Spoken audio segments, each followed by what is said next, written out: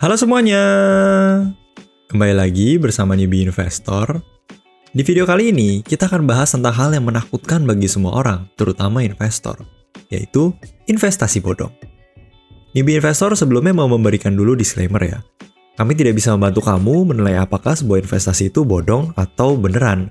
Di luar kapasitas kami untuk bisa membantu kamu satu persatu dalam menilai sebuah investasi.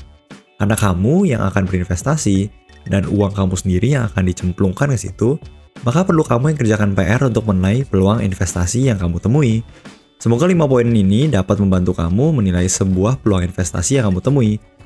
Oh iya, sebelumnya kamu bisa support channel Newbie Investor dengan klik like, share, dan subscribe ke channel ini ya. Terima kasih. Yuk langsung kita masuk ke 5 poin yang perlu kamu perhatikan untuk menghindari investasi bodong. Yang pertama, tidak terdaftar di OJK, Bapepti, atau regulator lain. Kita tinggal di Indonesia, jadi kita harus mengikuti peraturan yang berlaku di negara ini. Untuk produk investasi, paling sederhana dan yang terutama haruslah terdaftar di OJK atau Bapepti atau regulator yang menaungi bidang usaha tersebut. Sekarang masalahnya, yang sudah terdaftar aja bisa ada penyimpangan, apalagi yang tidak terdaftar. Masih hangat di pikiran seperti kasus Asabri dan Jiwasraya, ini kurang legal apa coba perusahaannya? Ini saja yang di bawah naungan regulator masih bisa kecolongan. Gimana perusahaan yang tidak terdaftar di regulator? Bila sampai terjadi apa-apa, akan sangat menyulitkan kamu, bahkan bisa hilang total uang yang sudah kamu cari dengan susah payah loh. Yang kedua, return yang gak make sense. Teori paling sederhana dari investasi adalah resiko selalu berbanding lurus dengan return investasi. Sebagai patokan, return yang paling rendah resikonya misalnya surat utang pemerintah saat ini di angka 5%-an. Deposito bank BUMN di angka 3%-an. Kemudian ada peer-to-peer lending dengan resiko yang lebih tinggi, itu berkisar di belasan persen per tahun. Sekali lagi per tahun ya. Jadi, bila kamu ditawarin investasi yang returnnya di atas, bahkan jauh di atas produk investasi ini, misalnya bisa mencapai 20 hingga 50% per bulan, kamu sudah boleh nih mulai berhati-hati karena sudah jauh di atas return investasi dengan resiko yang cukup tinggi. Harusnya, risikonya juga akan lebih tinggi lagi. Akan menjadi aneh ketika return yang sangat tinggi ini disertai dengan anti rugi yang kita bahas di poin ketiga. Yang ketiga, dijamin 100% untung atau anti rugi. Sekarang gini, bayangkan kamu mendapat sebuah kesempatan investasi yang dijamin pasti untung. Kita analogikan aja misalnya nih mesin pencetak uang. Misalnya aja nih, kita bisa dipastikan untung 30% per bulan sama sekali tanpa resiko, pokoknya jaminan untung 30% per bulan dari mesin pencetak uang ini. Jadi, jika kamu masukkan 1 juta rupiah setiap bulan, dapat 300.000. Kamu masukkan 10 juta rupiah, dapat 3 juta per bulan. Masukkan 100 juta rupiah, dapat 30 juta per bulan. Masukin 1 miliar, itu dapat 300 juta per bulan. Nah, kalau kamu ketemu investasi atau mesin pencetak uang begini, 2 opsi mana yang akan kamu pilih? Yang pertama, bagi-bagi informasi ini ke semua orang dan ajak untuk join ke investasi ini. Bahkan kamu jual atau pinjamkan mesinnya ke orang lain.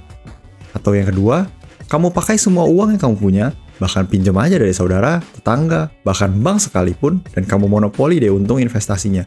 Bayangin, 30% per bulan tanpa resiko. Berarti 3 bulan itu udah balik modal dan tinggal untungnya aja setelah itu loh. Kalau newbie investor punya mesin pencetak uang seperti ini, newbie investor bakal pinjem semua uang yang bisa kami pakai, cemplungin ke mesin ini atau investasi ini, dan gak akan newbie investor kasih tahu ke orang lain. Ngapain? Ketika kamu kasih tahu atau ajak orang lain, malah bisa mengancam untung mesin newbie ini kan? Ini keanehan yang terjadi. Kalau kamu nemu sebuah mesin uang, kenapa malah dijual rahasianya ke orang umum? Bukannya si penjual sudah seharusnya menjaga rapat-rapat rahasia mesin ini untuk disimpan dan dinikmati sendiri?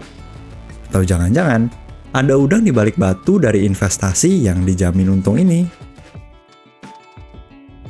Poin keempat, strategi investasi yang rahasia atau terlalu rumit untuk customer. Coba bayangkan, kamu mau menyekolahkan anak kamu. Kamu penasaran dong, bagaimana sih nanti anak kamu akan dididik? Gimana jadinya kalau sekolah membalas kamu dengan jawaban, rahasia dong bu, ibu sekolahin dulu aja anaknya di sini, nanti rasain sendiri. Atau, ribet pak jelasinnya, udah sekolahin aja anaknya di sini deh, pasti top punya. akan menjadi aneh kan? Apakah bisa kita mempercayai sekolah yang memberi jawaban seperti itu? Sama dengan investasi. Kamu harus berhati-hati ketika mendapat jawaban, itu rahasia perusahaan atau terlalu rumit untuk dijelaskan.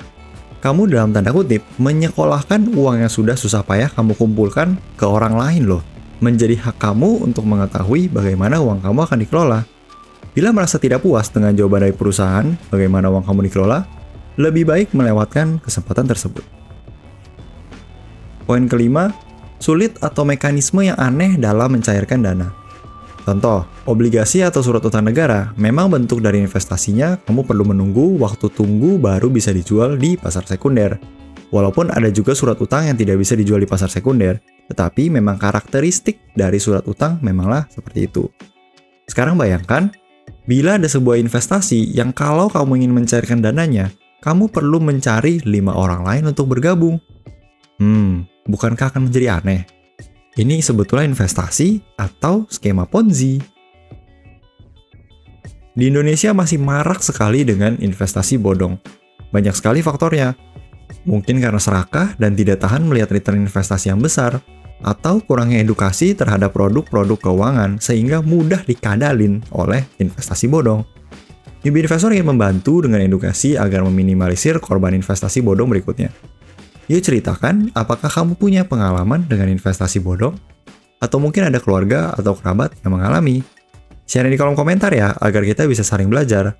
Bila ada tips atau saran lain untuk menghindari investasi bodong, silahkan juga share di kolom komentar. Ingat juga untuk share video ini ke kerabat atau keluarga, agar jangan sampai menjadi korban investasi bodong. Like jika menyukai video ini, subscribe bila ingin mendapatkan konten seputar investasi dan personal development. Thank you and see you on the next video. Bye!